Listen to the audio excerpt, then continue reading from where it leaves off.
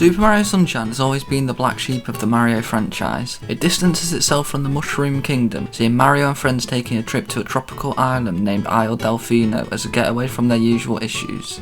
As a mysterious Mario-looking shadow causes trouble around the island, leaving ink and goop everywhere, Mario must clean up after him and try to track down the shadow figure with help from his talking water-spraying device, FLUDD. Even story-wise, Super Mario Sunshine sounds out of place and odd compared to the rest of the series, but is it worth it in 2025?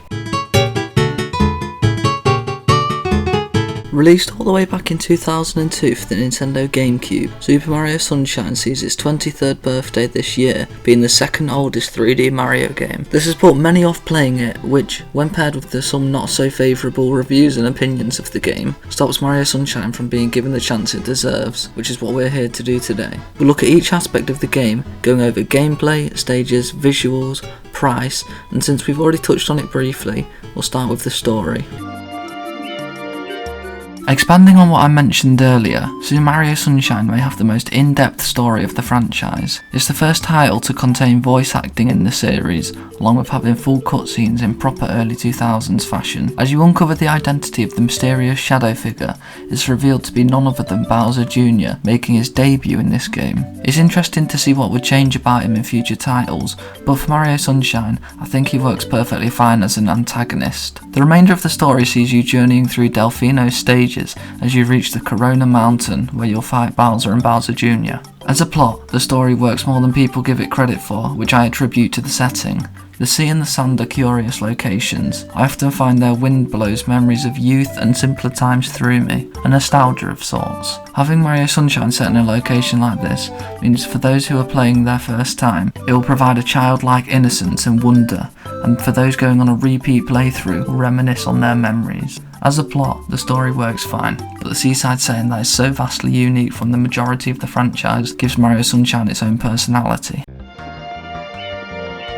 Arguably the most vital part of any game, how does the gameplay of this GameCube title compare to the more modern releases such as Mario Odyssey? Super Mario Sunshine's gameplay consists of going into stages, all of which contain 8 missions, each giving you a shine sprite. There are 8 separate stage environments to play through, ranging from a harbour to an amusement park, all of which you can complete by finishing the Defeat Shadow Mario mission, which once you have done you will unlock the final stage, Corona Mountain. The main gimmick of Sunshine sees Mario pair up with the talking water tank device named FLUDD, which can spray water and enable Mario to hover. You must use this to your aid in cleaning up the goop all around the island and stages, using it to help you platform and finally to defeat bosses or obtain secrets. You can also unlock 2 extra nozzles throughout the game, being a rocket one found in these red boxes and a speed one found in these grey boxes, each of which serve as use one way or another. This gameplay and progression system work great in unison, leaving the game structured enough that you have an idea where to go, but not so linear you feel as though you have no freedom.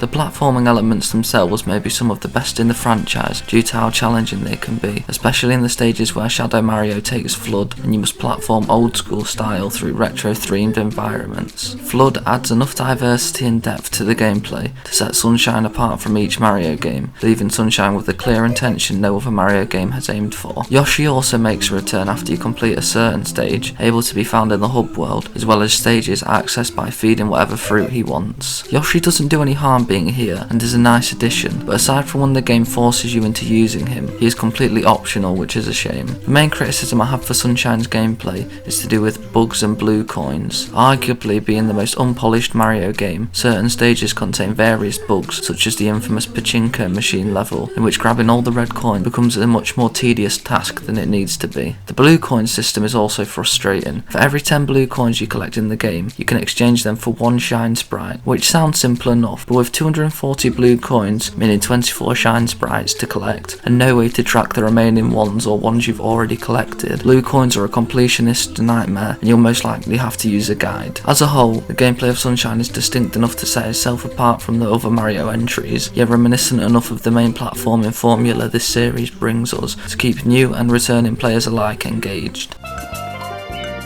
Gameplay can always be fun, but without gripping environments to utilise it in, it can fall flat on its face. Is this the case with Mario Sunshine? Of the 8 stages, 9 if you include the hub world, they all feel distinct enough from one another to warrant them having 8 missions. Whether you're gambling in a casino or riding a huge sandbird, Sunshine stages all have a story and setting to tell, feeling needed rather than lumped in. Each stage utilises its setting for wacky mission premises, such as Gelato Beach, which sees a mission where Mario must take the biggest watermelon he can find to win a competition. Silly ideas such as these for stages will definitely make or break your experience with Sunshine, as some find them to be out of place, but personally I adore having games not take themselves so seriously, especially ones involving talking dinosaurs. The actual stage designs work wonders when put together with Mario's moveset, making them all feel like mini playgrounds to practice your skills and navigate. As you navigate each stage, accompanying music will be playing, which is another thing I want to praise. The soundtrack for this game is not only stylistically fitting, but also musically satisfying, with each unique stage having a distinct track to go along with it. I would say all the stages, besides maybe Corona Mountain as it's so short, are gripping, making you feel like time well spent as you explore each nook and cranny for secrets.